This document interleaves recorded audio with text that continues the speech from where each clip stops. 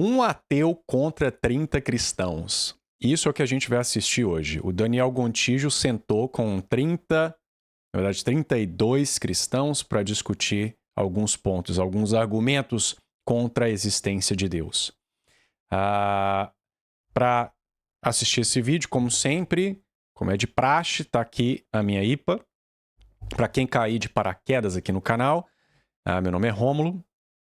Eu sou católico praticante, eu tenho um doutorado em zoologia pela Universidade de Oxford, eu sou cientista atuante, mas por muitos anos da minha vida eu fui ateu. Tá? Eu fui criado católico, apostatei aos 13 anos, fui ateu até os meus 30, e por muitos anos eu defendi mais ou menos as mesmas ideias que o Gontijo.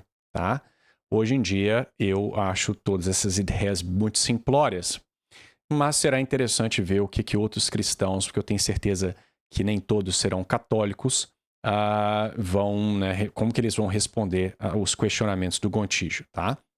Então, sem mais delongas, vamos assistir. Eu não sei se eu respondo a pergunta quando ele fizer do meu jeito, e depois a gente assiste o que o pessoal respondeu, ou se eu vou comentando à medida que eles falam, tá? Vamos ver como a coisa vai desandar aqui.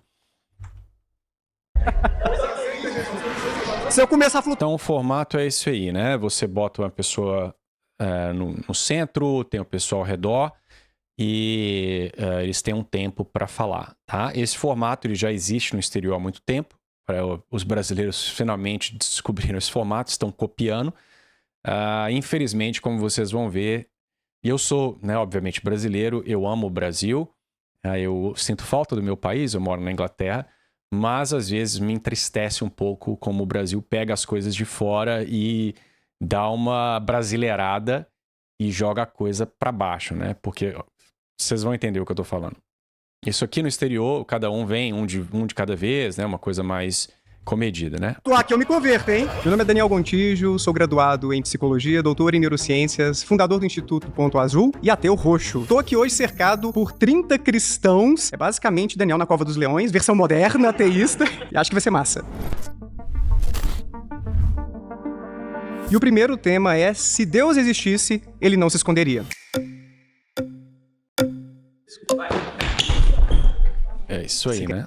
É isso que eu estava me referindo, né? Você botar a gente para correr, para competir por uma cadeira, coisa, né, degradante isso daí. Imagina, se eu estivesse aqui na Inglaterra, o Richard Dawkins sentado numa cadeira, você fazer ele correr para ir lá falar com o John Lennox, ou ser um idoso, como é que ele ia correr para competir com o mais jovem.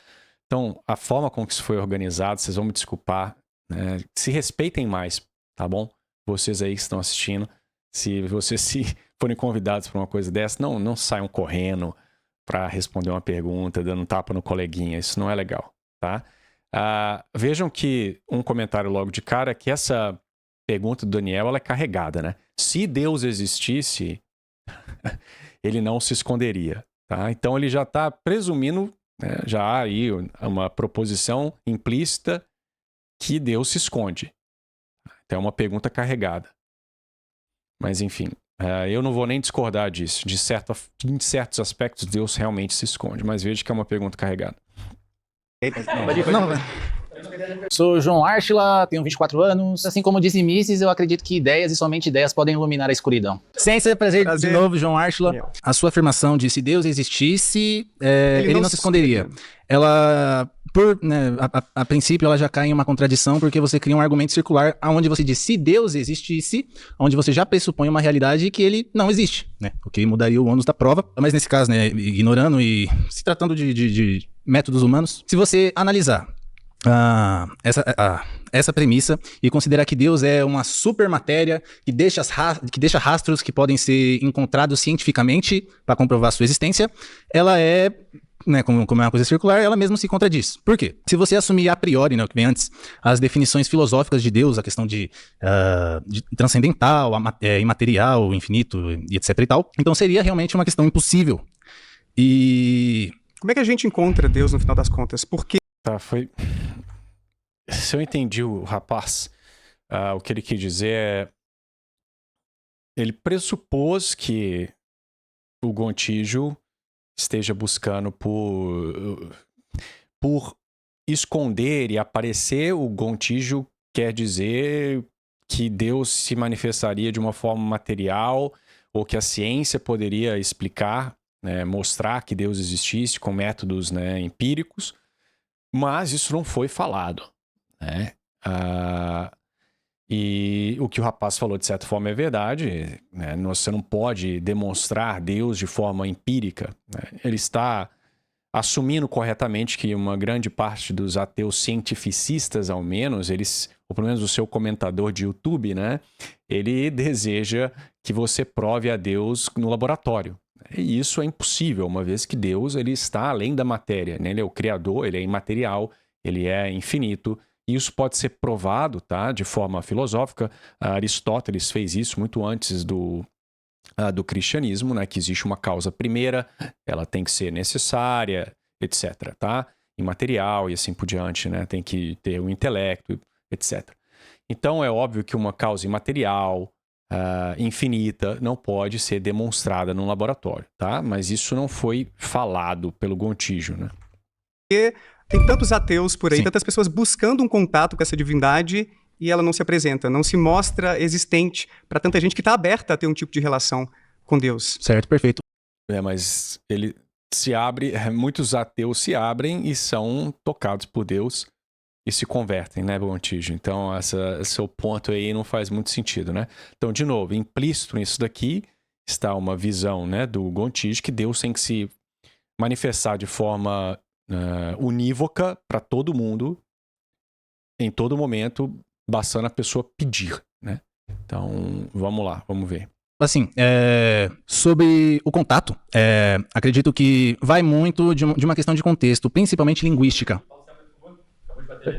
Pode pausar. Nossa, que coisa degradante. Foi um dilúvio aqui, galera. Pera aí. Enfim. O batismo, né? Isso é a vontade deles de me converterem, olha só. Meu nome é Josias Robson Silva Negreiros. O Daniel, ele é uma referência que eu conheço nesse sentido e será interessante trocar essa ideia com ele, até porque eu sou cristão e acredito que tem muita coisa que, se ele ouvir de mim, vai fazer sentido pra ele. É sim. Prazer. Prazer, Josias. Bom, a afirmação, ele começou bem, só que ele errou acho que no argumento. Eu acho que você não procura entendimento cristão, porque eu nem acredito que você seja ateu de fato. Eu acredito que você tem problema contra o cristianismo. Contra o cristianismo. Vamos lá, deixa eu colocar meu argumento. Tá. Existem 8,3 bilhões de pessoas no planeta. Você sabe quantos ateus existem no planeta? Quantos cristãos você sabe? Porque... Cerca de 700 milhões de ateus. E cristão, você sabe? 2,3 bilhões, mais ou menos, 30%, perto disso. Perfeito. Então a gente está falando que, tirando os ateus, as outras pessoas, os 93% acreditam numa divindade. Essa divindade ela pode vir naturalmente, né? Porque os povos originários, eles acreditavam em Deus. E aí você compreende que você acha que Deus está escondido, onde 93% da população reconhece um Deus, reconhece uma divindade. Onde ele está escondido? Mas você acha que ele se apresenta, então, de diferentes maneiras, Josias? Ou seja, o Deus em que vocês acreditam se apresentou como Jesus, ali no Oriente Médio, mas outras divindades, Thor, Odin, Zeus, Apolo... Esse é o ponto. A discussão é sobre Deus. Deus, naturalmente, quando o homem ele é gerado, intrinsecamente está dentro dele. Por exemplo... Tá.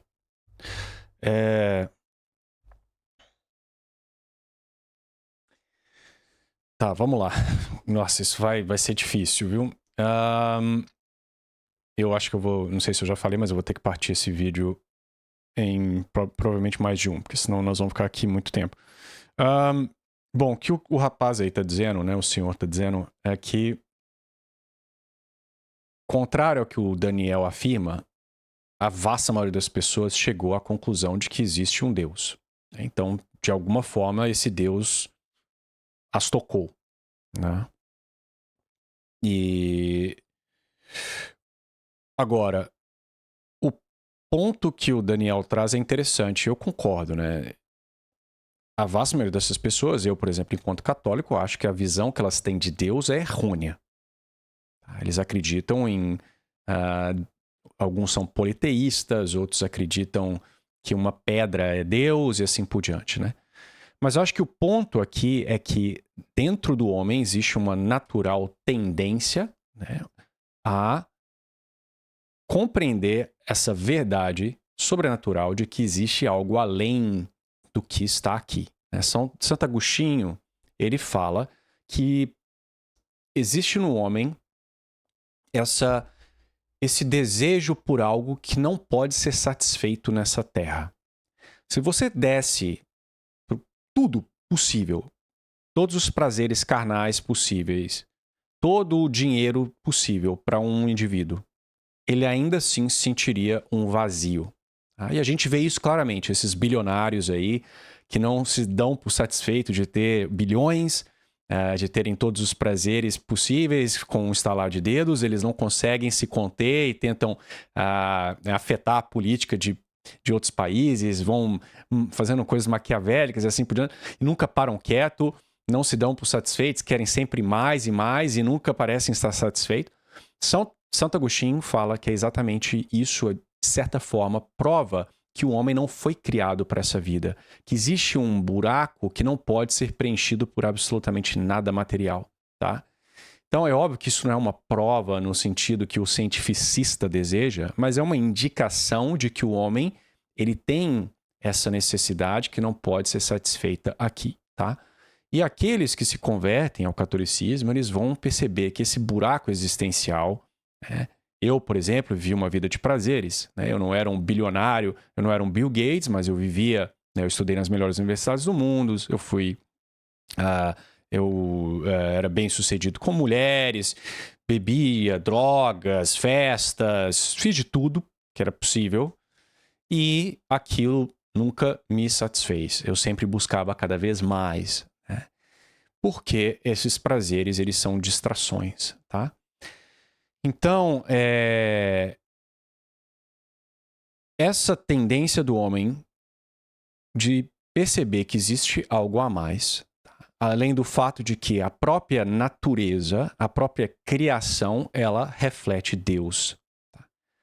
Ainda que a gente não possa conhecer Deus em sua natureza aqui nessa vida, porque Deus é infinito, ele é imaterial, nós somos espírito e matéria, mas nós aprendemos pelos sentidos, os sentidos precisam aí de coisas materiais para que a gente possa abstrair os universais. Então Deus, existe uma barreira ontológica. Deus é infinitude, nós somos finitos. Não tem como você conhecer a Deus usando só o seu intelecto. Isso São Tomás de Aquino vai nos ensinar. Tá? Mas você pode conhecer indiretamente a Deus pelos seus efeitos. Você olha para a natureza, você vê a perfeição da natureza, você vê a ordem, você pode aí deduzir que existe uma causa por trás disso. As famosas provas de São Tomás de Aquino. Você percebe que as coisas que existem são contingentes, elas dependem de outras coisas para serem. Então, se você for perceber isso, então tem que existir uma causa, por exemplo, que é necessária, da qual todas as outras dependem. Tá? Então, é possível provar que Deus existe. Tá? Agora, o máximo que o intelecto humano é capaz de chegar é nessa conclusão de que há um Deus. Tá? E que esse Deus ele é uno, que ele é imaterial, pode chegar a algumas características de Deus, como Aristóteles chegou. Tá? Agora, que esse Deus é Jesus, que ele encarnou, que ele é trino, esse tipo de coisa o intelecto humano não tem capacidade de conhecer. Tá? Então, junte a isso o pecado, junte a isso que as pessoas querem tornar Deus, acomodar a Deus a sua própria visão de mundo, muitas vezes, e você vai ter essa variabilidade na definição, na compreensão do que é Deus, que se trata simplesmente de erros. Tá? O ser humano vive no pecado, etc. Nosso intelecto é falho, então é óbvio que diferentes culturas vão cometer erros. E é por isso que Deus, não é exatamente por isso, mas é uma das razões pelas quais Deus se encarna, e ele deixa uma igreja para que a gente, e ao longo da história, antes mesmo da encarnação, Deus se manifesta, ele dá as suas leis, tá? Ele para que a gente possa adorá-lo da forma correta, tá? Então, o problema dessas discussões é que o ateu ele não aceita esse tipo de prova, ele não aceita nem a prova categórica, filosófica de que existe Deus. Quanto mais essas questões mais indiretas sobre essa que Santo Agostinho que eu descrevi, etc, tá? Agora, o sujeito falar aí que Deus está em nós quando nós somos criados, não é bem assim, né? Deus está, de certa forma, de novo, como causa e efeito. Deus é a nossa causa, nós dependemos de Deus para ser, o nosso ser. As pessoas geralmente usam o termo existência, né? Talvez eu comece a usar o termo existência para facilitar, mas o termo correto é ser, né? Mas o fato de você só existe porque Deus a todo momento te mantém em ser ou em existência, né? Agora, você só recebe a Deus propriamente dito pela graça santificante, pelos sacramentos, quando você é batizado, tá? Então, não é bem assim que ao nascer o sujeito está com Deus dentro dele, não, tá? Isso dá a impressão até de um certo gnosticismo. Mas foi só uma forma dele se expressar, tá? Que foi infeliz. Você não precisa conhecer do cristianismo ou de nenhuma religião para saber o que é certo e o que é errado. Isso é inerente do ser humano.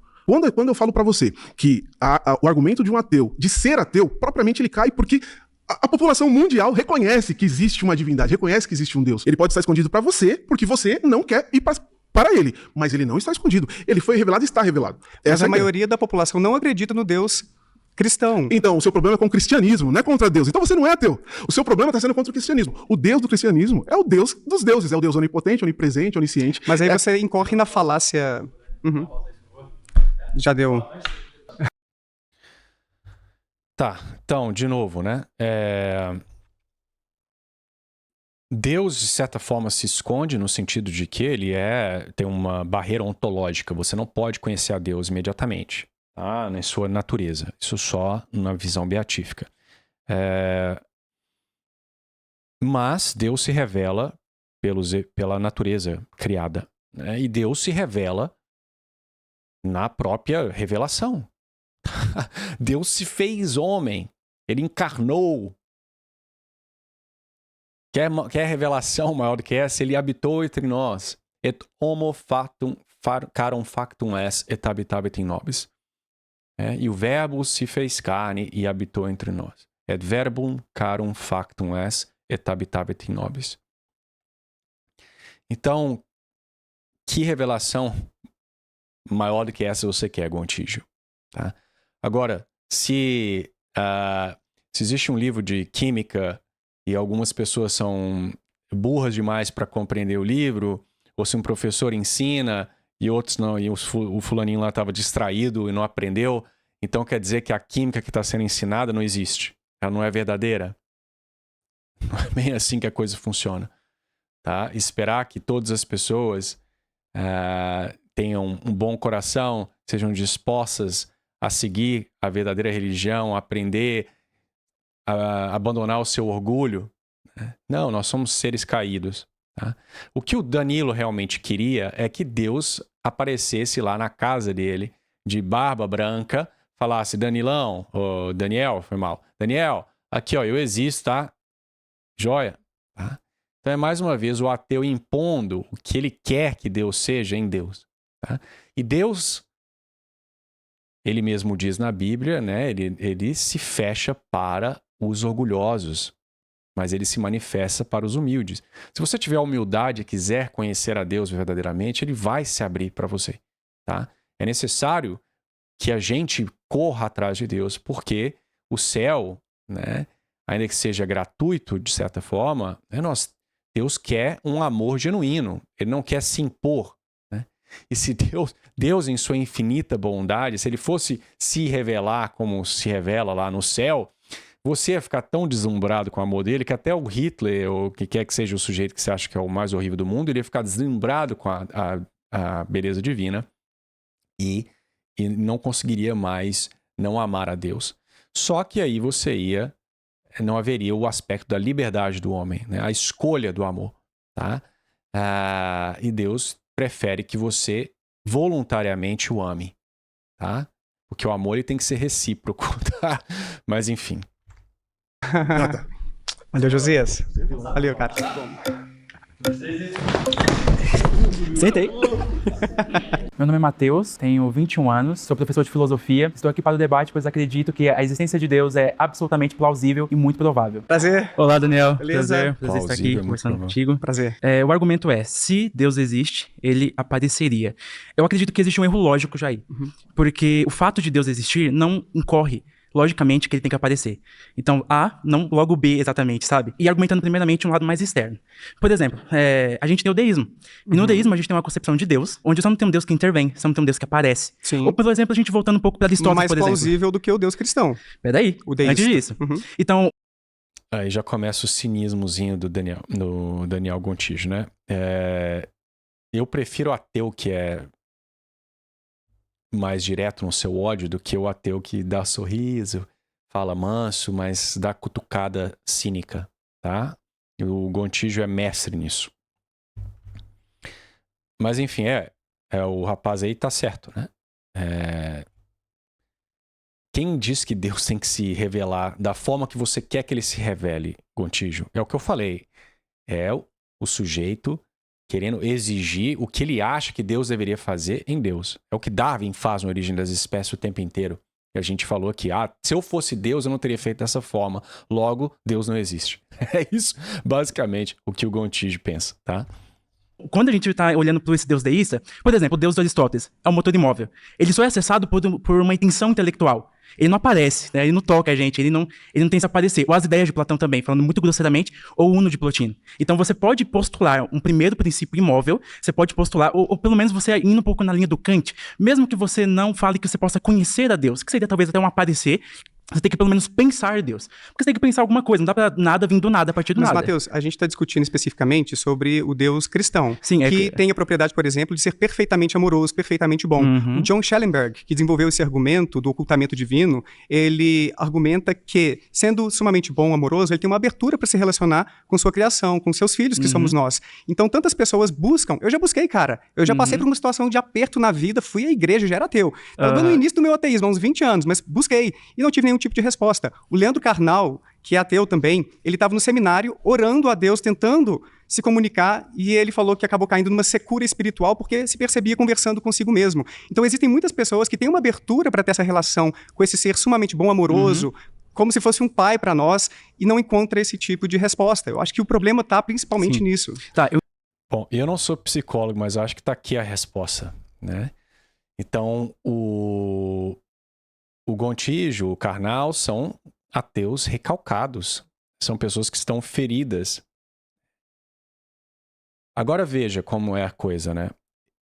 A gente não sabe qual foi o contexto desse problema dele, a gente não sabe como ele se deu esse pedido, mas veja a prepotência. Então, ele era ateu, aí ele passa por um problema, ele ignorou Deus por sabe-se lá quantos anos, aí ele passa por um aperto, aí ele vai para a igreja, sabe-se lá como que ele reza, e aí ele queria que Deus se manifestasse de forma, né, sem equívoco nenhum, e ele se convertesse imediatamente, seus problemas fossem solucionados, e uma vez que isso não aconteceu, ele ficou magoadinho e continuou sendo ateu.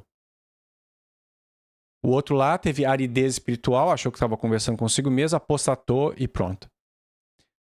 Olha para você ver a arrogância, o orgulho desse pessoal.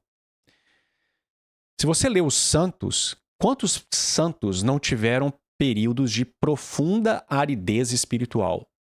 Inclusive, esses são os períodos que mais provaram o seu verdadeiro amor a Deus. Inclusive, quanto mais você avança na vida espiritual, mais aridez você costuma ter, né? São João da Cruz fala da noite, né? O período noturno da alma. Deus, muitas vezes, no começo da conversão, o sujeito recebe muitas consolações, ele reza, chora, ele sente Deus se comunicando com ele, e depois isso acalma. Porque Deus dá, né, alguns santos, não me lembro agora quem fala, se é São Francisco de Sales, né, ele dá mel no início, né, dá leite igual para uma criança, né, você precisa ali receber docinho, mas à medida que essa criança vai crescendo, no caso aqui, crescendo na fé, mas você precisa dar comidas menos palatáveis para que a pessoa cresça em virtude, senão ela não cresce em nada. Se você fica recebendo tudo da mãozinha, você não cresce. Pensa um bebê mimado aí. Se você recebe tudo de mão dada, na bandejinha, você vai ficar insuportável, tá? Então, a aridez espiritual, ela existe, ok? E com frequência, tá? É nesses períodos que o cristão se mostra mais amoroso, quando ele persevera, né? Ele prova que ele ama a Deus. Ele pode, inclusive, oferecer aquele sofrimento. Santa Teresinha do Menino Jesus, ela teve aridezes ferozes nos últimos anos da vida dela, tá? Né? Não sentia absolutamente nada. Basta você ler os escritos dela. Então, eu que não sou santo, né? Eu passei por um momento de muita dificuldade, né? Busquei a Deus, aceitei conversar com um padre, aceitei ler livros sobre São Tomás de Aquino, sobre Agostinho, mas eu não esperei que Deus se manifestasse ali no quarto para mim e me convencesse da sua existência. Eu corri atrás, eu fiquei quase 2 anos estudando, conversando com outros cristãos, participando de palestras, lendo. Foi um processo muito difícil, né? Fui aos poucos abandonando meus vícios, até chegar ao ponto de tentar rezar. Eu precisei me trancar dentro de um quarto. Eu achava que eu estava falando sozinho no começo. Até eu ajoelhar no chão foi uma vergonha enorme, foi um obstáculo enorme. Até eu ir para a igreja, conversar com o padre, foi mais um processo. E o Gontijo quer simplesmente que Deus se manifeste para ele.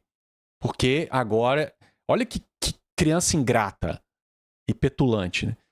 Você ignora seu pai por 20 anos, aí você aparece lá do nada, pai, eu tô com um problema, me dá dinheiro.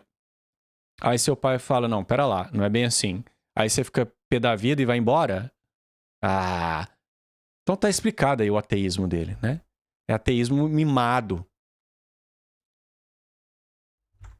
Eu entendo. Eu comecei argumentando para um lado mais externo. Quando a gente vai para a questão interna do cristianismo, eu não vejo um problema de Deus aparecer. Nós temos a revelação proposicional de Deus. Deus se revela por meio das escrituras. Nós temos a revelação na consciência, Romanos capítulo 2. Deus se revela por meio de uma lei imutável no coração. Nós temos a revelação natural de Deus. Deus é perceptível por meio das coisas criadas, que talvez alguns argumentariam por meio do design inteligente. E a gente tem uma coisa mais espantosa no cristianismo, que é o Deus que se encarna na história, né? Deus se fazendo carne, habitando entre nós, estando entre os homens. É um Deus que toca, é um Deus que veio, e um Deus que se encarna na história.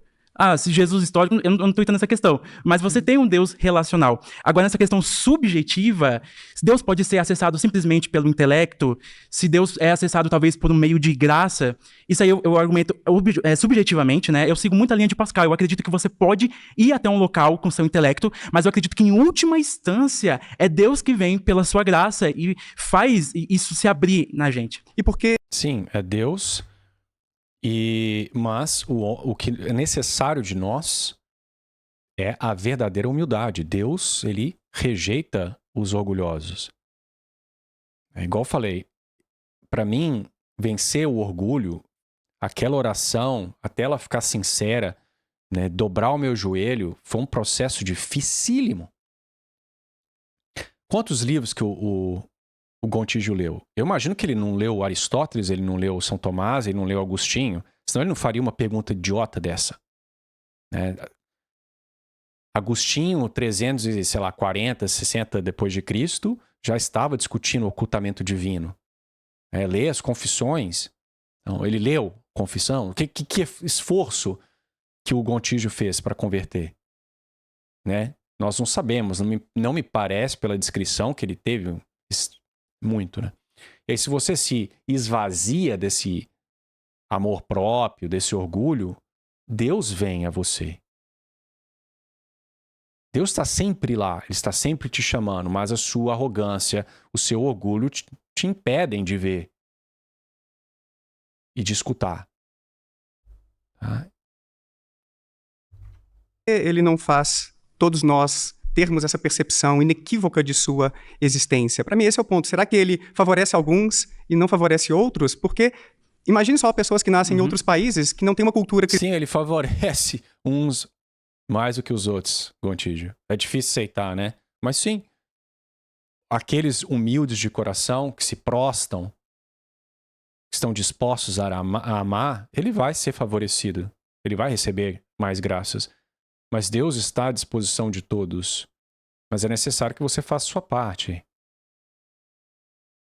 cristã tão forte assim, eles têm menos possibilidade, menos probabilidade de se converterem ao cristianismo. Você não acha, então, que existe, talvez, um desequilíbrio nisso aí? Deus não poderia ter sido um pouco mais claro ou menos regional na sua revelação por meio de Jesus? Argumentando sobre a questão, por exemplo, de Deus ter sido regional, nós temos as missões, que é uma missão muito grande do judaísmo, como também do cristianismo, a propagação do evangelho por meio dos locais. Por exemplo, eu citei aqui um pouco do argumento do Agostinho, ele estava no Oriente, né? A gente tem o apóstolo Paulo surgindo agora pelo Ocidente, pregando o evangelho também. Então a gente tem um espalhado o evangelho. Deus não é, por exemplo, o fato de Deus ter encarnado no homem lá do judeu, não quer dizer que Deus foi regional, sabe? Quer dizer que Deus escolheu uma forma de começar, por meio também de uma aliança, porque o cristianismo ele não está separado do judaísmo, os dois estão em continuidade. Deus encarnou no povo judeu. Outra questão que você colocou, Deus estaria se ocultando. Mas como eu já disse, nós temos esses 4 tipos de revelações. Como que você conseguiria argumentar que Deus está se ocultando, pelo menos na revelação da consciência, na revelação natural? Como que Deus estaria se ocultando nesse sentido? Porque quando a gente contextualiza, que é o tema da nossa discussão geral, no Deus cristão, 70% da população mundial não comprou essa ideia. 70% acabou aderindo a outras religiões ou é uma população agnóstica, ateia. Então... Meu Deus, que rapaz infantil, meu. Então, porque algumas pessoas rejeitaram o evangelho, ou porque o evangelho não foi pregado ainda, Deus não existe. Ele está tirando completamente a responsabilidade das pessoas. É o que eu tô falando. Na cabeça do Gontijo, ele não tá falando isso, mas é o que ele está implicando. E é o que ele provavelmente pensa. Deus teria que se forçar em você. Ele se revelaria, aparecia barbadão lá no meio do céu. Ó, eu existo, vem aqui pra mim. Visão beatífica pra todo mundo de graça. Ó, você tava estuprando alguém agora? Não, pera lá, tá aqui, ó, cai próximo ao joelho. Sabe? Olha que infantilidade, meu. A Igreja Católica se espalhou pelo mundo inteiro. A Europa era um bando de bárbaros correndo atrás de porco lá na Alemanha. Né? O catolicismo, a Igreja, nasceu, né, desse tamanho. Foi o sangue dos mártires, foi a pregação do Evangelho, da tradição, os sacramentos, a missa, que converteu esse povo. Né? Nós éramos poucos, nós estávamos sendo mortos pelos romanos, perseguidos pelos judeus, e depois o catolicismo construiu a civilização ocidental. O Gontijo só está aí engomadinho, falando português, conversando com esse pessoal por causa do catolicismo. Então ele estava ali pelado no meio da savana, no meio da floresta amazônica, né? Cometendo canibalismo, fazendo dancinha pro Deus Sol. Tá? Então, você tem as Américas, praticamente todos cristãos, a África, o Japão, né? Aí ele tá falando de números absolutos, basicamente porque a Índia tem 2 bilhões de pessoas, a China tem 1 bilhão de pessoas, mas se você pegar em termos geográficos, o cristianismo está em praticamente todo lugar. Você tem uma igreja na China. Você tem missões para todos os lugares.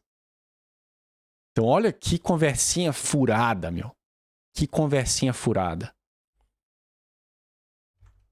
Esse problema do regionalismo, digamos assim, é um grande problema porque, no final das contas, a mensagem não foi tão eficaz assim. Muitas pessoas, mesmo ouvindo a palavra do cristianismo, por meio da TV, na internet, ou por meio de alguns tipos de missão, não necessariamente se convertem. Existe um fator social muito mais forte em diferentes culturas para determinar em qual religião, ou em qual Deus, ou em quais deuses as pessoas vão acreditar. Então, quando a gente pensa... Olha de novo, não existe responsabilidade da pessoa. O próprio Cristo fala, você joga a semente, né, igual a palavra, o reino de Deus é igual uma semente. Alguns escutam a palavra, igual a semente cai lá no cimento e não dá frutos. Outra cai, aí os passarinhos pegam. Então, tem pessoas que não querem abandonar a sua vida de luxúria. Tem pessoas que não sabem pregar. E aí, o que o Gontijo quer? Que não haja livre-arbítrio, que não haja agência humana nenhuma, que Deus force a compreensão, vá contra a vontade da própria pessoa e o converta. Né? Então veja como que ele está impondo a visão que ele quer que Deus seja na conversa. Né? E é o que eu falei, patético, falar, não funcionou, essa mensagem não deu certo. Tem catolicismo no mundo inteiro, meu filho. Como que não deu certo? Você tá aí num país cristão, católico, meu filho. Toda a América Latina é católica. Como que não deu certo?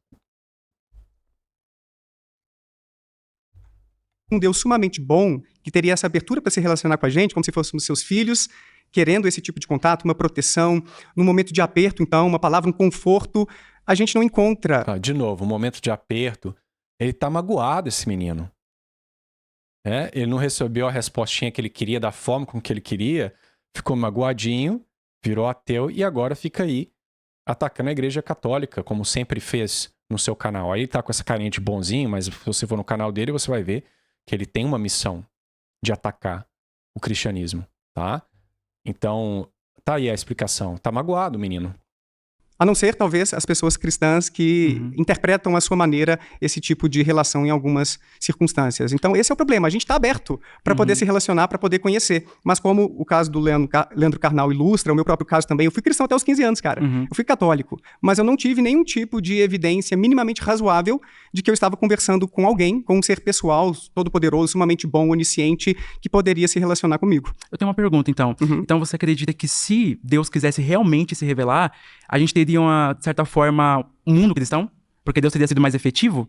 Eu acredito que, em grande medida, talvez a grande maioria da população, sim, se converteria ao cristianismo, ficaria claro para elas que existe Deus e é esse Deus das Escrituras. Ou não, talvez ele pudesse também corrigir algumas coisinhas. Gente, teve gente que pegou a mensagem de forma equivocada. Esse negócio aqui de um homem que se deita com o outro vai ser executado. Não, gente, não era isso, não. Já vai passar, olha que cara cínico, né? Agora já tá empurrando a agenda LGBT no processo, né?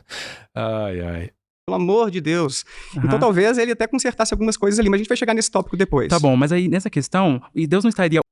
Isso já tá pressupondo, então, né, que a visão tradicional, né, não que católico defenda que homossexual seja morto, né? Isso eu não sei de onde que ele tirou isso daí, né? Mas veja a arrogância dele. Então, de acordo com ele, a visão clássica do cristianismo a respeito, por exemplo, do homossexualismo está errada. E se Deus existisse, ele viria aqui corrigir esse erro. Ocultando o livre-arbítrio, porque se a gente está discutindo nos termos cristãos, Deus deu o livre-arbítrio da liberdade, então as pessoas podem recusar ou não. E outra questão que você colocou sobre Deus esclarecer. Peraí um minutinho. Antes de Deus esclarecer, Deus não esclarecia por meio da tradição apostólica, por meio dos apóstolos, porque Jesus esteve aqui na Terra, ele legou a tradição apostólica, a tradição apostólica continua até hoje. Mas não foi suficiente. Por conta da colonização, de a gente ter sido explorado, né, vamos pensar que os povos originários, que a gente é uma população predominantemente cristã. Você acha que Deus está... Nossa, eu não sei se eu vou dar conta disso. Isso, não.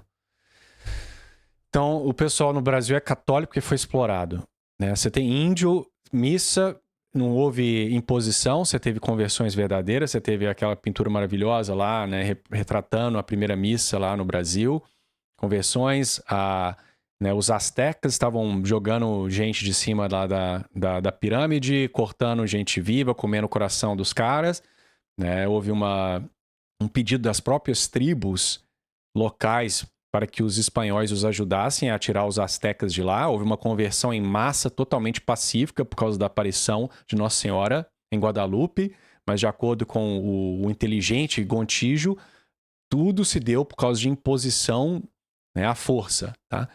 Então, se o social é tão importante assim, isso aplica para ele também.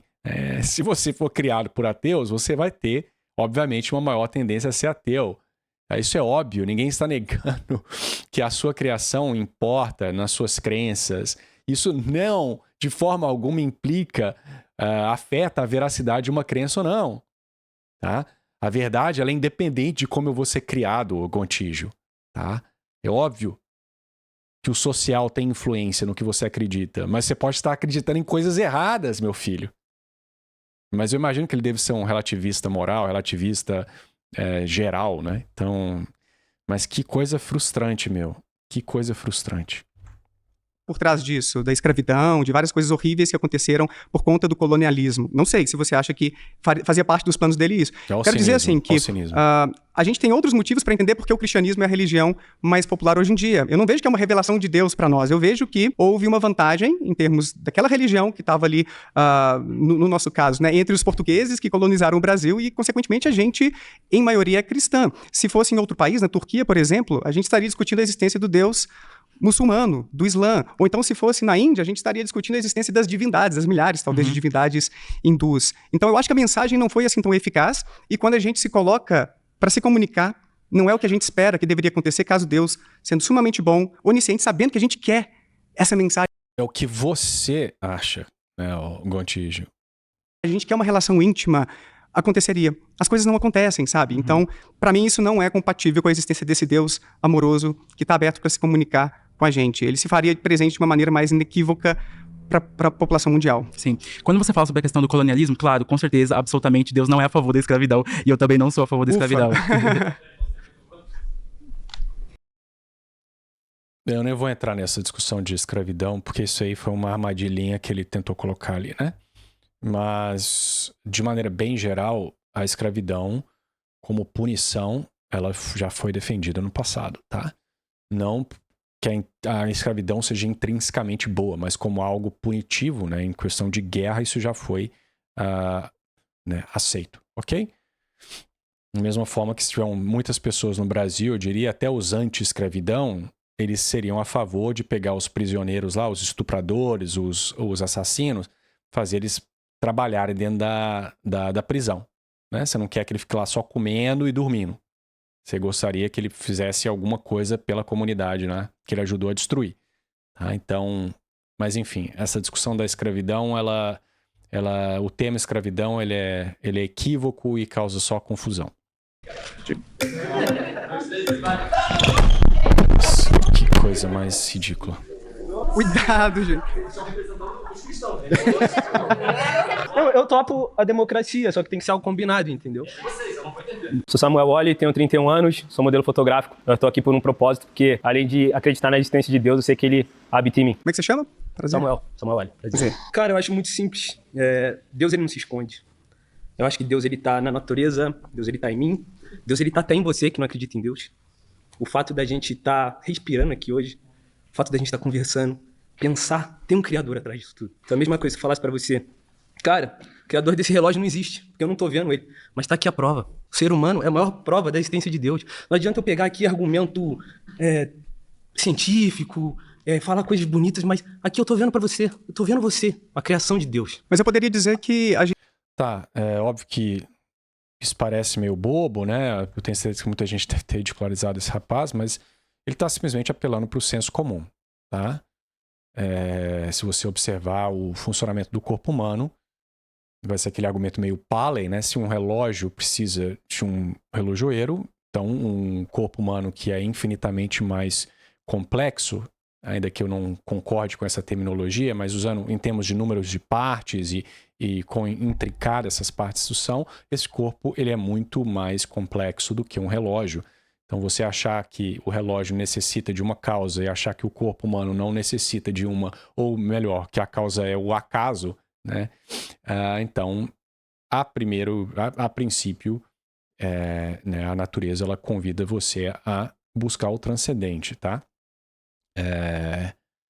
Mas um ateu jamais aceitaria isso daí, vai dizer, não, foi seleção natural que moldou o seu corpo perfeito aí. A gente está numa realidade simulada e tem alienígenas superpoderosos que criaram isso tudo e dizer que estamos aqui conversando sobre alienígenas, se estivéssemos, tá? Supostamente, e dizer que isso é prova de que eles existem e tudo. Ou seja, não é porque a gente está discutindo uma questão que exista aquela entidade sobre a qual estamos discutindo. Há explicações alternativas para existirmos, para estarmos levantando a hipótese de que existe um ser criador, todo-poderoso, sumamente bom e assim por diante, entende?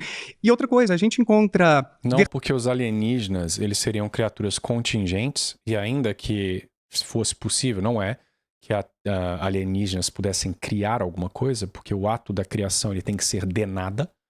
Tá? São Tomás de Aquino fala, a criação ela não é uma mudança, ela é trazer algo de nada ao ser. Tá? E isso exige um poder infinito que o alienígena não teria. O alienígena pode fazer igual o homem, utilizar uma matéria pré-existente e moldá-la. Tá? Ele não seria capaz de fazer um humano. Tá? Mas até nesse mundo fantasioso da Marvel aí que ele inventou, esses alienígenas, presumivelmente, eles seriam criaturas contingentes. Tá? Eles seriam feitos de matéria e forma. Então, eles exigiriam uma causa essencial, né? Uma causa necessária, perdão. Uma causa necessária, ela mesma, não dependente de outras causas, né? Teria por essência o ser, né? Seria essencialmente o ser. Então, não dá para ser ateu, me desculpa aí, Gontijo. Versões tão distintas dessas divindades em diferentes religiões, como eu tô argumentando. Só que a gente tá falando do Deus cristão, correto? Cristão. Você tá debatendo com 30 cristãos. Isso. Então, a Bíblia fala, os céus proclamam a glória de Deus e o firmamento anuncia as obras de suas mãos. Se você sai lá fora, você vê o céu, tá lá a maior obra de Deus. O ser humano, a natureza, a chuva que caiu ontem em São Paulo, o vento que quase derrubou as casas em São Paulo, tudo é obra de Deus. Não adianta eu ficar usando argumento aqui, porque Deus... Não, Deus ele se revela na natureza, ele se revela em mim, se revela em você. Os alienígenas superpoderosos também. Meu coração batendo, ele se revela através do meu coração batendo. Por mais... Acabou. O segundo tema é... Isso aí esse tipo de abordagem não funciona com ateu, já digo logo de cara. Um Deus amoroso não permitiria o mal. Ih, problema do mal. Opa, nem esperou fazer uma senhorinha dessa correr, gente. Que coisa. Eu tô abismado com esse formato, vocês vão me desculpar. Tirou da minha mão. Não quis ser indelicada. Boa sorte. Obrigada. Meu nome é Roberta, eu tenho 51 anos, sou enfermeira. Eu venho debater com o ateu pelas experiências vividas dentro do ambiente intra-hospitalar que eu presenciei e até mesmo para relatar de um abuso que eu sofri e aonde eu me resgatei foi através da crença em Deus. Seu nome, como é que se chama? Meu nome é Roberta. Prazer. Certo. Você que me ajudou. Obrigado, Roberta. O que você falaria para uma criança que sofreu mal?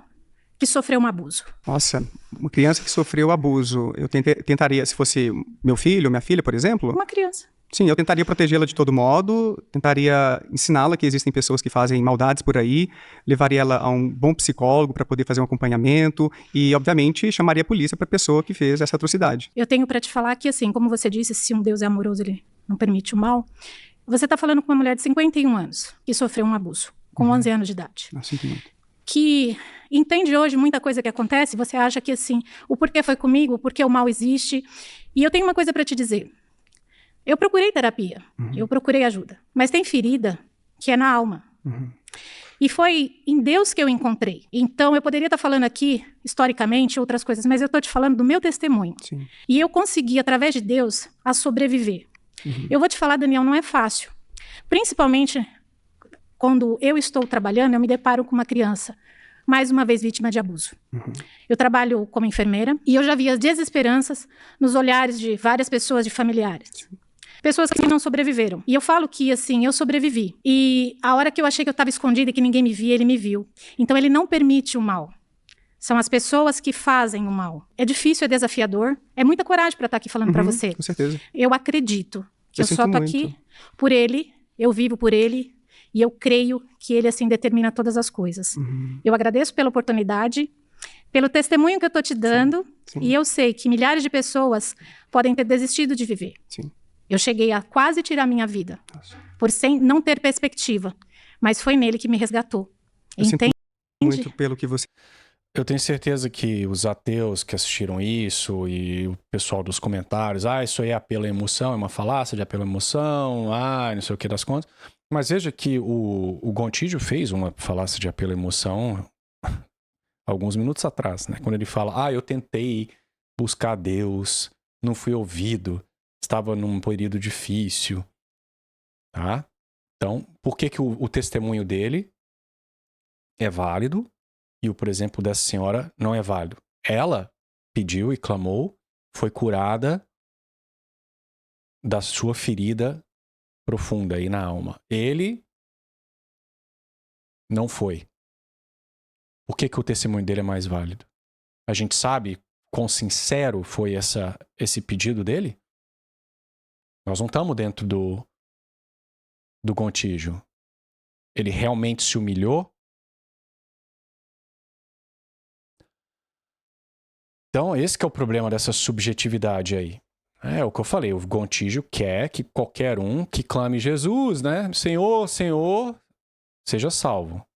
Não, Deus conhece o seu coração, Deus sabe se você está realmente o buscando.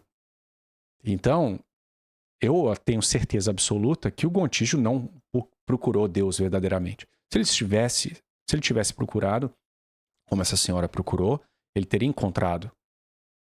Tá? Você viveu, e eu não nego que a fé em Deus, o contato com uma religião pode ajudar muita gente. Eu faço pesquisa na área de psicologia da religião, então eu entendo que pode ter um impacto positivo sobre a saúde mental para muita gente, mas não é para todo mundo. Tem pessoas que passam por situações como a sua, ou outras, que acabam não encontrando o conforto que você encontrou. Isso é muito triste, porque um pai ou uma mãe do lado de um filho que passa, ou uma filha, por uma situação de abuso, ou qualquer outro tipo de crime, de coisa horrível, estaria por ali mesmo, para consolar, para ensinar, para dar um apoio, ou para fazer justiça também. Mas, infelizmente, não é o mesmo destino de todo mundo que passa por uma dor como a sua.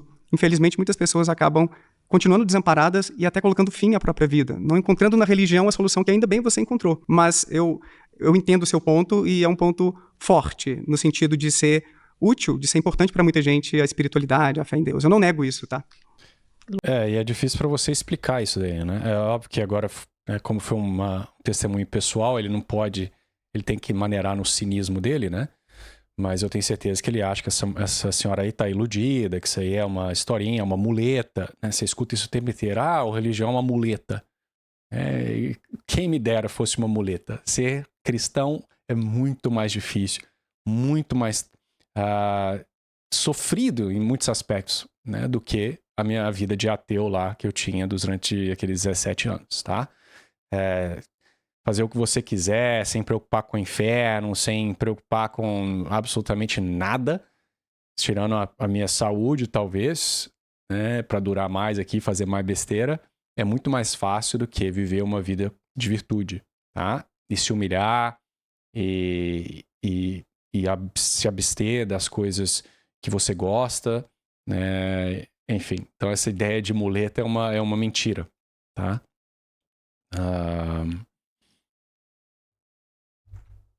Louvável. Porque escutar isso de um ateu. Sim. Eu respeito. Eu acabei me esquecendo, né? Mas ele falou, então, que a pesquisa mostra que é bom. Não, ô Gontijo, em todas as estatísticas, os cristãos estão muito melhor do que os ateus, tá? Eles vivem mais, eles estão mais felizes, eles fazem menos uso de medicamentos, eles têm famílias mais numerosas, eles têm, né, relacionamentos mais duráveis. Em todas as métricas possíveis, os cristãos estão melhores. Isso é ciência, tá? Ciência que você tanto gosta aí. Basta você procurar aí no Google Scholar. Então, até o ponto que Daniel Dennett, outros ateus aí, têm que admitir que, porque tudo evoluiu, né? Tudo é materialismo, então a religião ela é claramente adaptativa. Ela é selecionada. É o que eu já brinquei aqui nesse canal e não deixa de ser verdade. Ateu, ser ateu, se for determinado geneticamente, tem que ser, porque a religião tem que ser explicada, já que ela é uma ilusão, ela tem que causar algum tipo de vantagem adaptativa para ter permanecido prevalente por toda a história humana em 99% das pessoas, né? Então, o sujeito que é ateu, ele é selecionado contra, tá? Ele é abortado pela natureza, porque ele está deprimido, ele não tem filho, tá? Então, como é que você explica isso daí? Evolução, Gontijo? A religião evoluiu, o comportamento religioso evoluiu, e você é um mutado, e mal adaptado. Né? O que até me surpreende, né? Uma vez que essa evolução, macroevolução e a evolução da religião é verdadeira, então por que vocês ficam batendo na tecla querendo eliminar a religião, vão em podcast, né? Até fez psicologia da religião para atacar a religião, esse é o que você faz, né? Pra quê? É adaptativo, Gontijo. Faz bem para as pessoas. Qual que é o seu objetivo exatamente? Paladino da verdade? Que você não acredita que existe? Né, o que você está me dizendo. Acabou. Muito obrigado. Depois a gente conversa mais, viu? Sim. Não. De novo isso aí. Diz assim. Não, pô. Diz assim só. Ah, mas aí é fácil, professor. Que coisa ridícula isso. Né? Jesus não ressuscitou ele, pelo amor de Deus. Coisa ridícula. isso. Prazer, João. Sou estudante de filosofia. Ah, que legal, cara. Inclusive, quero até agradecer pelo convite que eu recebi de um professor que me indicou para cá, né? Massa. Bom, é interessante, inclusive, a gente ponderar a questão do que de fato se trata o mal, né? Boa, boa. Normalmente nós costumamos relacionar o mal estabelecendo, por exemplo, um status ontológico ao mal, que eu acho que inclusive é um problema a ser tratado. Eu acredito que o mal deve ser interpretado a partir, né, de uma interpretação feita de Agostinho, em que o mal é uma privação de bem. Essa privação de bem consiste, né, na liberdade humana. Por exemplo, nós temos ao longo da nossa vida inúmeros bens. Então eu tenho um bem que pode ser talvez inferior e um bem, né, superior. Quando eu escolho um bem inferior e eu tenho a possibilidade de escolher o bem superior, vai ter um grande problema que eu vou consistir numa má escolha, né? Exemplifica pra mim, João. Vamos lá. Eu tenho a possibilidade, por exemplo, de salvar uma vida, né? Vamos supor, tá lá no trânsito, vem um carro que quer passar por cima, né? Perfeito. Eu tenho duas escolhas aí. Ou eu me omito, né? Que no caso também é uma opção, ou eu vou tentar salvar a pessoa, né? De um atropelamento, por exemplo? Isso, de um atropelamento. Beleza. Quando eu vou lá e salvo essa pessoa, eu cometi o quê? Um ótimo bem, né? Tanto que a própria palavra ótimo, do latim optimum, quer dizer, né, algo superior, né? Então, se eu salvei essa pessoa, eu cometi um ótimo bem, né? Um bem superior. Se eu me omiti, eu também escolhi um bem porque eu quis salvar a mim, eu quis preservar a mim, e nem quis ajudar a outra pessoa porque eu poderia me arriscar. Mas eu tive uma má escolha. É um bem menor, então. Uma escolha Então, egoísta, a né? escolha ruim consiste num bem menor. É o que ele... Tá. Isso aqui a gente já falou no canal também, né? O mal, ele não existe propriamente dito. O mal é uma ausência de ser, é uma privação. Ele não é nada, porque privação não é nada, tá? É um princípio. Mas ele depende do bem. Então, por exemplo, o nada seria, por exemplo, você dizer uma pedra não enxerga e um cachorro não enxerga, são duas coisas distintas. Uma pedra não tem potencial para enxergar, tá? Então, ali é um completo não ser. Pedras não enxergam. Um cachorro que não enxerga, há uma privação.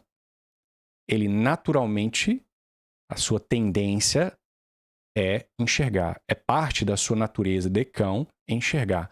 Há algo que está impedindo essa potencialidade de ser atualizada. Seja um defeito congênito, quer que seja, né? Uma ferida, ele foi atacado por um outro cão e agora está cego, tá? Então, isso é o mal, é uma privação do bem. Então, a cegueira no cão é um mal, né? A cegueira na pedra não é um mal porque não há nada ali, né? Pedras não enxergam, tá?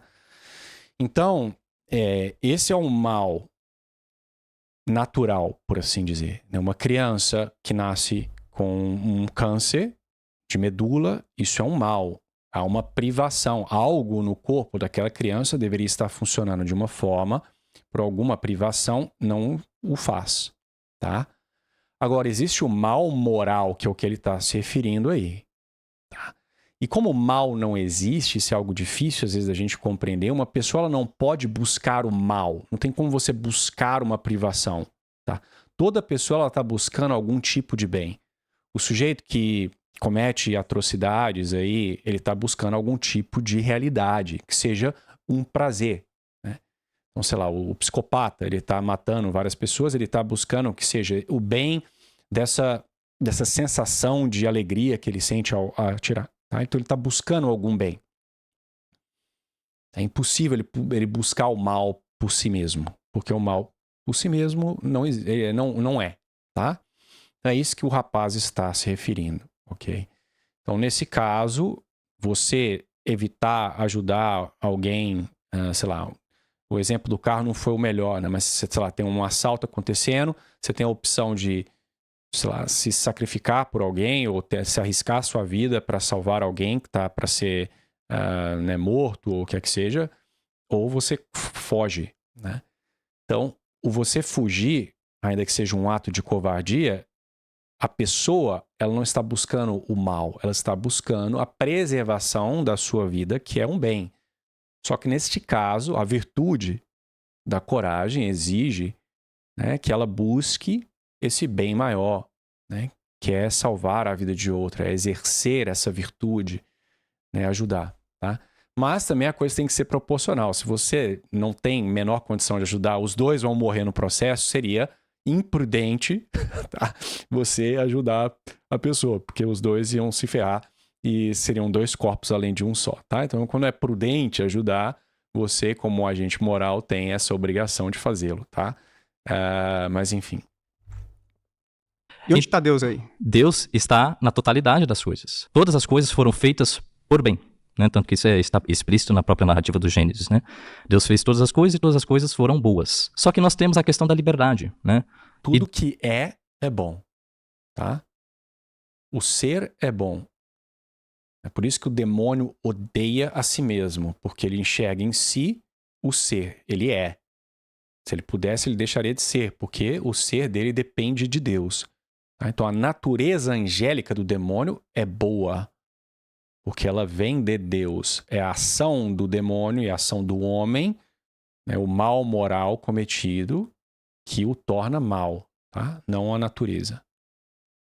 Deus, como perfeitamente bom, né, ele permite o homem a ter a sua escolha. Eu entendo o seu argumento, Sim. é interessante. As pessoas podem fazer escolhas egoístas, ruins, de forma a prejudicar terceiros. O problema, de acordo, por exemplo, com William Rowe, um filósofo, não sei se você o conhece, é que existe o mal ou o sofrimento desnecessário, inútil, injustificado. Por exemplo, uma doença que acomete um recém-nascido e ele acaba, com poucos dias de vida, não estando mais entre nós. Que tipo de bondade, que tipo de justificativa maior existe, por exemplo, nesse tipo de dor de um recém-nascido que não suportou aquela doença e morreu com pouco. Eu acho muito curioso, né? Que para atacar o cristianismo, para negar a Deus, esse pessoal tem pena do recém-nascido. Né? Eles falam com a vozinha triste. Uma doença, né? Imagina. Não, que Deus malvado que deixa um recém-nascido ter câncer medular e morre, né? Que perda. Eu tenho certeza que esse cínico aí defende aborto.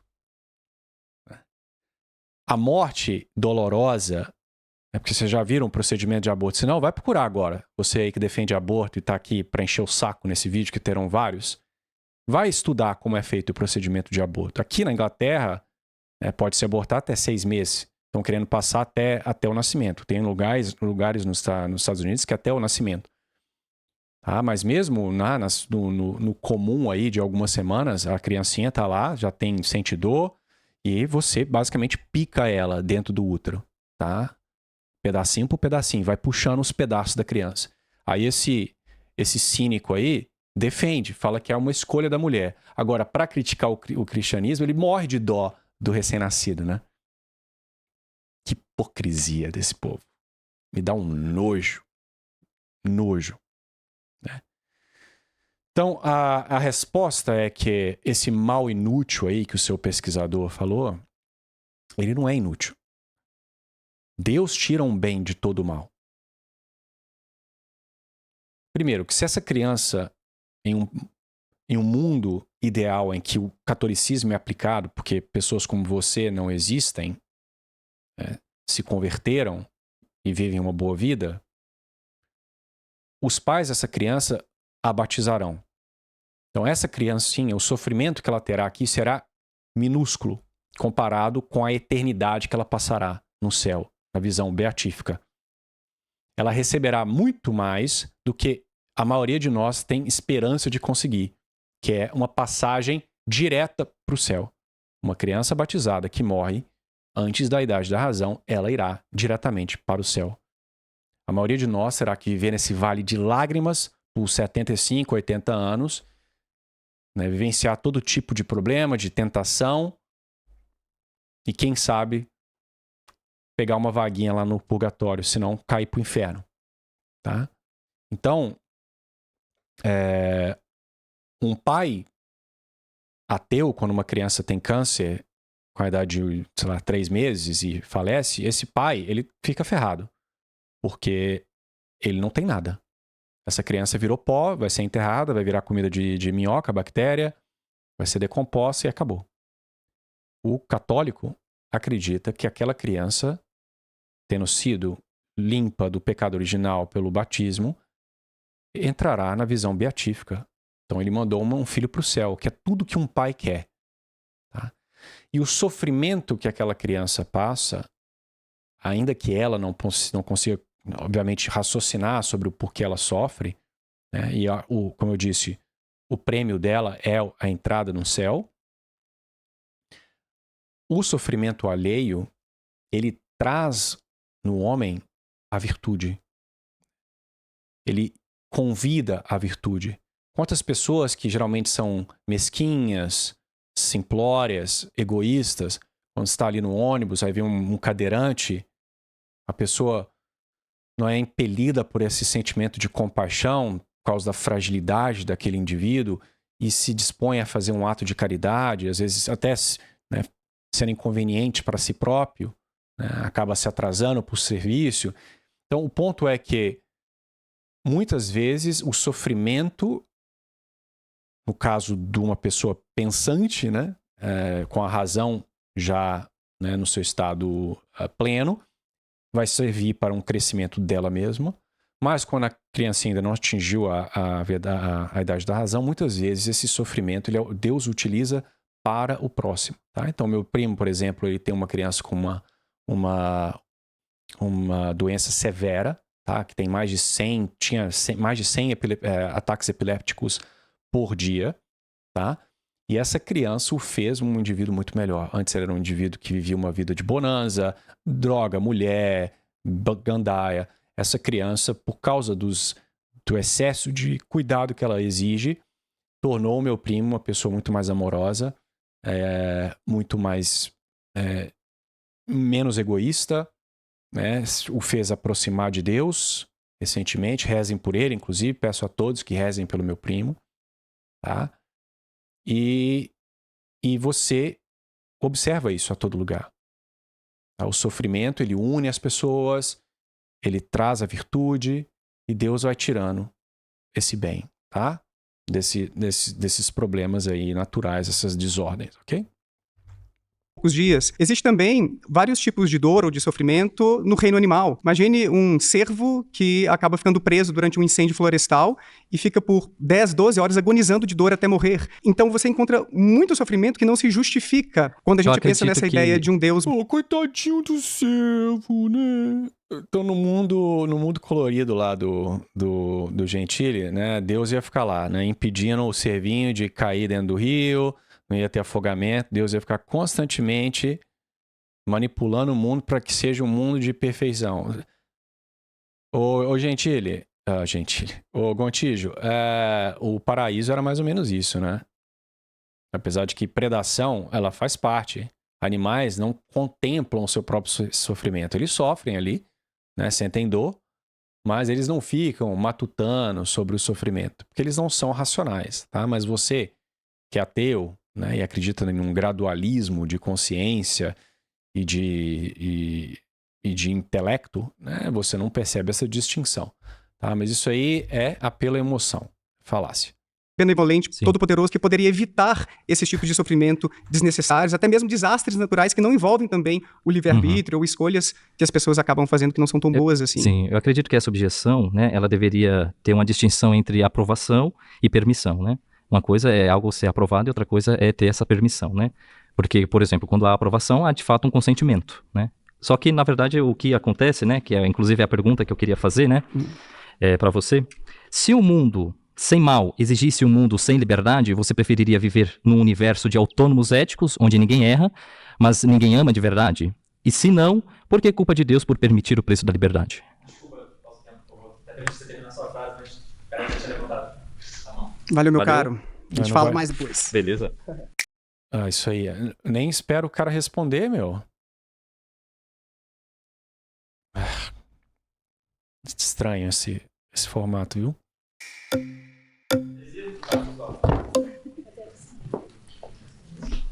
Meu nome é Débora Lucas, eu tenho 31 anos, eu sou terapeuta transpessoal e é por isso que eu tô aqui para debater com um ateu. Eu trabalho com os campos do desenvolvimento humano que vão além do que os nossos olhos podem enxergar. Então eu acho que é uma experiência inusitada e não deixa de ser transpessoal poder conversar com alguém que tem a visão de mundo tão diferente da minha. Olá, prazer. Prazer é meu, eu sou Débora. E aí, Débora, o que você acha desse tema da existência do mal, do sofrimento desnecessário? Você acha que isso é compatível com a existência de um Deus todo-poderoso, onisciente, sumamente bom? Eu acredito que a gente tem que ir para um outro lado de interpretação do Deus que você está trazendo. Tá. Eu acredito que nos últimos anos, inclusive com linhas da ciência mais mística, vamos dizer assim, nós conseguimos compreender que tem a experiência humana do corpo, a experiência do conteúdo almático e os assuntos do espírito.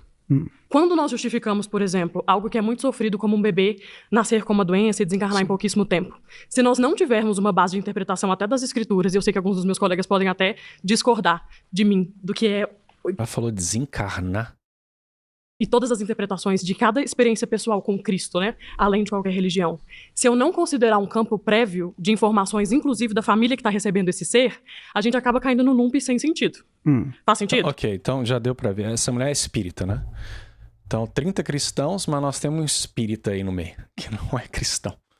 É, por isso que eu falei no início, esse formato aqui é para entretenimento. Eu não sei falar essa palavra, não. Entertainment. Entretenimento, tá? Não é pra buscar a verdade, não. Na hora que o moleque fez uma pergunta boa pro Gontijo ali, cortaram, né? Por eu ter falado, responde primeiro, pelo menos, e você sai, não. Botaram a espírita pra falar.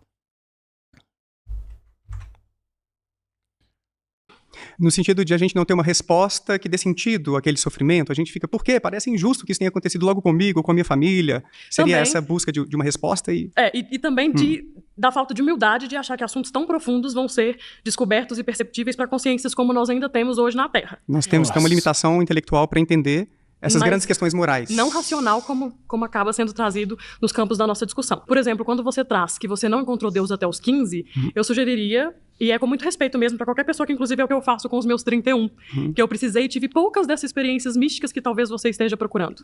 Porque se você achar que encontrar Deus é você entrar em estado de graça e ter uma grande visão, ou um ser se materializar na sua frente, você pode até ter isso em algum sentido e nem ser um encontro com Deus assim.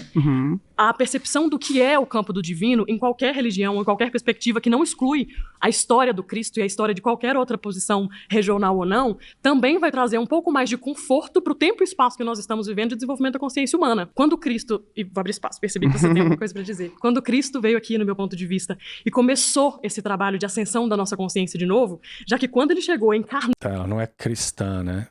É o que eu falei. Ela é espírita, mas ela falou uma verdade ali, tá? Primeiro que parar de procurar aos 15 anos é retardado. Todo mundo com 15 anos é retardado, cara. Eu era totalmente retardado. Eu apostatei mais ou menos nessa idade aí, né, dele. Então, você achar que parar de fazer o estudo, buscar essa verdade aos 15, né, mostra uma superficialidade muito grande, né? E segundo, se algo aparecesse ali dentro do seu quarto falando eu sou Deus e se manifestasse dessa forma escandalosa aí, muito provavelmente não seria Deus, tá? Seria um capiroto mesmo. O código Cristo, Jesus, que se fez Cristo aqui na Terra, e encarnou o código crístico, que é uma frequência altíssima de percepção, ele disse, sigam os meus passos e vocês ainda farão obras maiores. E até lá, família por família, ou clã por clã, história por história, tem todo um caminho de depuração da consciência para talvez justificar até as diferenças de alguém que aos 15 pode encontrar esse campo que você pode estar buscando e outra pessoa aos 80 ainda não. E não invalida a experiência da percepção do que é a vida humana e o encarnar aqui na Terra. Eu acho que você acabou indo para um tema adjacente que tem alguma relação. A gente pode falar sobre milagres depois, por exemplo, e experiências anômalas. E eu já tive, tá? Experiências anômalas. A minha bisavó já apareceu para mim depois que ela morreu, por exemplo. Eu já me vi deitado na minha cama enquanto eu meditava. Só que estudando psicologia, posteriormente neurociências, eu encontrei explicações alternativas para essas experiências incríveis, que muitos acabam interpretando como milagrosas, sobrenaturais e assim por diante. Mas eu não entendi. É engraçado isso, né? Essa admissão aí, né? Não que a aparição da avó dele ou o que é que ele tenha tido ali sejam experiências sobrenaturais, né? Boas, né? Mas veja que o ateu também tem isso, né? Ainda que Deus aparecesse na frente dele, se você está determinado a não acreditar, você vai encontrar razões materialistas para jogar essa aparição no lixo, tá? Eu me lembro uma vez quando eu tenho um amigo de infância que ele não era religioso. Ele e o pai foram comprar estavam buscando, né, um apartamento e lá em BH, e quando eles foram olhar esse apartamento específico, eles sentiram, se não me engano, se ele assistir esse vídeo ele pode me corrigir nos equívocos que eu cometi aqui na história, mas ele já sentiram uma coisa estranha na casa, mas chega um certo momento lá em um dos quartos que o pai dele parece que vai abrir um armário e o meu amigo está atrás do pai, assim, né, 2 metros de distância, e ele vê um vulto negro saindo de dentro do armário, o pai cai e o vulto desaparece pela janela, tá? E esse amigo meu, ele não era praticante, tá? Ele não era religioso, e eu me lembro, na época eu já era ateu, e eu fiquei enchendo o saco dele por um longo tempo, para ele me dar os detalhes, e eu fui indo de explicação naturalista até explicação naturalista. Eu falei, poxa, às vezes vocês estavam cansados, ou às vezes tinha um vazamento de gás, vocês alucinaram, ou talvez tinha mofo, algum tipo de fungo que deixou vocês alucinando, e no fim, ele falou, cara, já pensei em todas essas possibilidades, eu não posso negar o que eu vi, tá? Eu nem tô falando o que era, eu imagino, né, pelo que eu enxerguei, ele parece se encaixar com a noção de espírito, mas é isso, né? Você pode tentar imaginar o que você quiser, eu vi o que eu vi, né? Mas eu não aceitei, eu sabia que o meu amigo não estava mentindo, ele não tinha absolutamente nada para ganhar com essa história, mas eu me recusei a acreditar na experiência dele, porque eu já estava determinado a negá-la, tá? Então, quando as explicações materialistas acabaram, eu permaneci cético, dizendo, deve ter tido algum tipo de coisa lá que a gente não mediu ainda, mas vai explicar. Então, veja, né, que se você estiver determinado a rejeitar Deus, não adianta, Deus podia aparecer do jeitinho que esse rapaz aí, né, o Gontijo quer. E ainda assim ele arrumaria formas de negar a experiência, tá? Mas enfim, na hora que essa mulher acabar aí, eu vou me retirar, porque já deu 1h20 de vídeo aí, né? E ainda, o que isso tem a ver com a existência do sofrimento? Porque eu não vejo uma conexão tão clara entre o que você falou e o problema que eu trouxe. Os conteúdos da alma que são corrompidos de consciência, que é o que nós estamos caminhando para chegar a tocar a frequência crítica, como eu disse, pode ser que alguém veja alguém até um espírito real e realmente isso não seja configurado para essa pessoa uma experiência com Deus ou com Cristo. Mas justificaria que, dentro desse conteúdo almático, os próprios corpos densificariam experiências que vão demonstrar o quanto as consciências são corrompidas, o que não é errado. E não é nem um sofrimento de punição, como algumas pessoas podem interpretar. Mas a gente vai para uma discussão mais profunda da experiência por si só da encarnação, não só no período de que nós estamos aqui, mas as relações entre as pessoas, o que acontece antes e depois dessa alma ter encarnado aqui, as relações, a experiência dos pais que receberam essa criança no primeiro exemplo. A gente pode ir para outro nível de interpretação do que achar que existe um Deus benevolente que está decidindo a vida dos outros. Olha isso, né? Então os caras não fizeram nenhuma pesquisa do pessoal que eles convidaram, né? Então o espírita falando aí de karma, encarnação, né? Enfim. Nossa, cara. Não falou nada com nada, né? Na cabeça dela, ela acha que tá fazendo sentido, mas a realidade é que não fez sentido nenhum. Que isso também não é real. Então acho que você tá dizendo que a gente só não sabe, no final das contas. Não foi o que eu quis dizer. Mas obrigado. Valeu, Débora. Ninguém entendeu o que você quis dizer, Débora. Talvez o pessoal lá dos kardecistas entenderam, né? Mas acho que você deu até no kardecismo você deu uma firulada aí, né? Mas enfim, então fica aí essa primeira parte. Amanhã ou depois a gente continua. Eu vou tentar falar menos, porque eu falei demais. Mas enfim, espero que tenha sido ajudado aí alguém. Rezem por mim, rezem pelo meu primo, como falei. E pro meu amigo que viu o espírito também, ele se tornou um pouco mais... ele acredita mais hoje em dia nessas coisas, mas ele ainda não é católico praticante. Então rezem pela conversão dele também. Então fiquem com Deus. E pelo Gontijo, né? Obviamente. E pela kardecista e todos os outros, né? Eu gostei dos que trouxeram a filosofia, né? Aquele homem lá de preto que falou de Aristóteles, etc. Gostei. Foi uma pegada legal. O menino também fez uma pergunta boa, mas não deixaram o Gontijo responder. E, enfim. Então, vamos ver se os próximos serão melhores. Então, fiquem com Deus e até a próxima.